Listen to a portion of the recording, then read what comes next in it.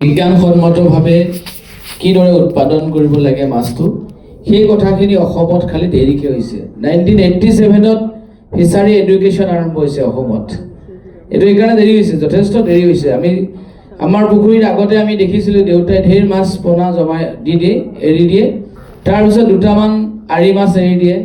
দুটামান চিতল মাছ এৰি দিয়ে বৰালিও থাকে তাৰ পিছত আপুনি দেউতাই মাথা ঘূৰাই কি হ'ল ইমানবোৰ মাছ ঠিক সেনেকুৱা প্ৰতিটো পৰিয়ালতে হয় এইটো মানে অপ্ৰিয় নহয় মানে যদি বাস্তৱ কথা সেইবিলাক কথাৰ কাৰণেই আমাৰ যেটো মাছ উৎপাদনৰ পৰিমাণটো কমি আছে এতিয়া বিজ্ঞানসন্মত হোৱাৰ কাৰণে আমাৰ ডিপাৰ্টমেণ্টে অসম চৰকাৰৰ ডিপাৰ্টমেণ্টেও ডিষ্ট্ৰিক্ট অফিচাৰসকলে যিসমূহ জিলাত আছে তেখেতসকলে যথেষ্টখিনি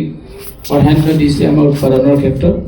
মই ভাবোঁ অসমত যথেষ্টখিনি ৰিচোৰ্চ আছে মই ফিচাৰী চেয়াৰমেন হোৱাৰ লগে লগে চালোঁ যে কিমান বিল আছে যে এই বিলসমূহৰ পৰা উৎপাদন কেনেকৈ কৰিব পাৰি তেতিয়া আমি আলোচনা কৰিলোঁ MD মহোদয় মই গোটেই ধুনীয়াকৈ বহি তা আমি যিমানখিনি পাৰি আমি প্ৰডাকশ্যনটো বৃদ্ধি কৰাৰ ক্ষেত্ৰত গুৰুত্ব প্ৰদান কৰিছোঁ কিন্তু আমি এটা কথা অনুভৱ কৰিছোঁ কেতিয়াবা আজিকালি ইউৰিয়াও দিয়াৰ ব্যৱস্থা গ্ৰহণ কৰিছে নহয় কিবা কিছু পৰিমাণৰ ইউৰিয়া দিয়ে এটা আমি ইউৰিয়া দি যদি আমি মাছৰ উৎপাদনটো বৃদ্ধি কৰোঁ মাছক কম দিনৰ ভিতৰত যদি আমি মাছ ডাঙৰ কৰাৰ ক্ষেত্ৰত উদগনি জগাওঁ এইটো আমি লাহে লাহে এটা মানুহক আমি প্ৰয়োজন খুৱাই আছোঁ এইবিলাক কথাও কিন্তু গুৰুত্ব দিব লাগিব আজি দিনটোত কিন্তু এইবিলাক বিশেষত্ববিলাক এইবিলাক বিশেষভাৱে বিশ্লেষণ কৰিবলগীয়া কথা মই নিজে দেখিছোঁ এইবিলাক আৰু আজিকালি ছ'চিয়েল মিডিয়া হৈছে ছ'চিয়েল মিডিয়াটো কিন্তু এইবিলাক ভাইৰেল হৈ আছে ভিডিঅ'বিলাক সেইকাৰণে আমি মানুহক ভাল খাদ্য খুৱাব লাগিব সুষম আহাৰ খুৱাব লাগিব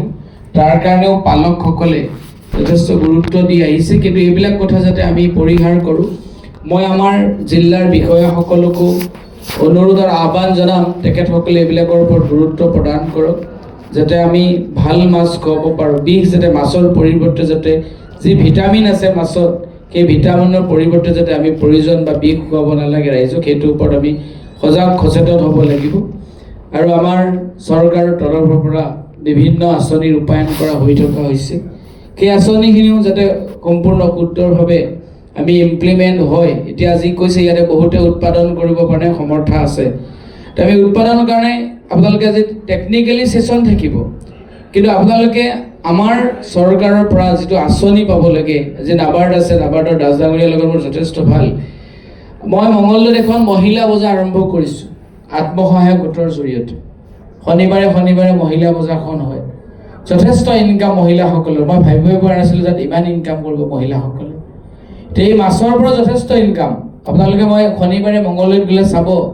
গোটেই মহিলাৰ দোকানীবিলাক যাতে তেওঁলোকে উৎপাদিত সামগ্ৰী বিক্ৰী কৰে পিঠাৰ পৰা গামোচাৰ পৰা যিমান তেওঁলোকে উৎপাদন কৰে সেইবোৰ উৎপাদন কৰা বস্তুবিলাক তেখেতসকলে বিক্ৰী কৰে আৰু তেখেতসকলে যথেষ্ট লাভান্বিত হৈছে খালি সেইখনৰ কাৰণে মই এখন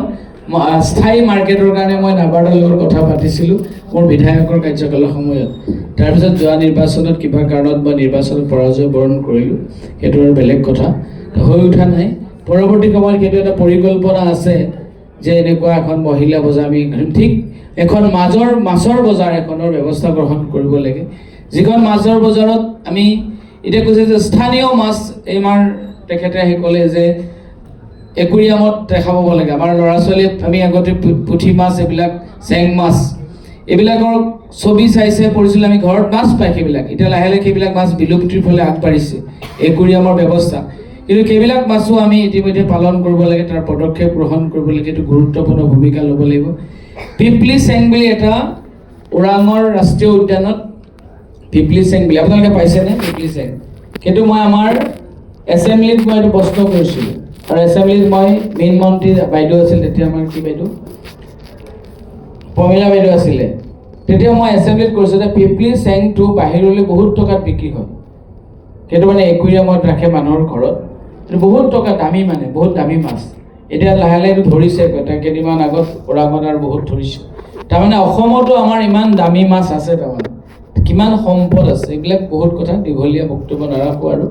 সকলোকে শুভেচ্ছা দিলোঁ খালি মাছ উৎপাদনটো আমি কিমান পাৰি বৃদ্ধি কৰিব লাগে আজি যিসকলে ইয়াত আহিছে যিসকলে আপোনালোকে টেকনিকেলি ছেছনটো ল'ব আপোনালোকে যদি ক'ৰবাত চৰকাৰী সুবিধা পোৱা নাই নিশ্চয় আমাৰ মুখ্যমন্ত্ৰী ডাঙৰীয়াৰ নেতৃত্বত আমি সকলোকে সহায় কৰিম আমাৰ ডিপাৰ্টমেণ্ট আছে, ডাইৰেক্টৰৰ পৰা যথেষ্ট সুবিধা প্ৰদান কৰা হয়। কিন্তু অসমত মই দেখিছোঁ খালি মাছৰ কাৰণে খাদ্যটো যিটো প্ৰডাকশ্যন কৰিব লাগে সেই প্ৰডাকশ্যনৰ পৰিমাণটো ক'ৰবাত অলপ কম হৈ আছে। কম হোৱাৰ কাৰণটো হ'ল যে আমি ইয়াতে ৰাখিব নোৱাৰোঁ বেছিদিন। এইবিলাকো আমি অলপ ৰিচাৰ্চ কৰিছোঁ, আলোচনা কৰিছোঁ।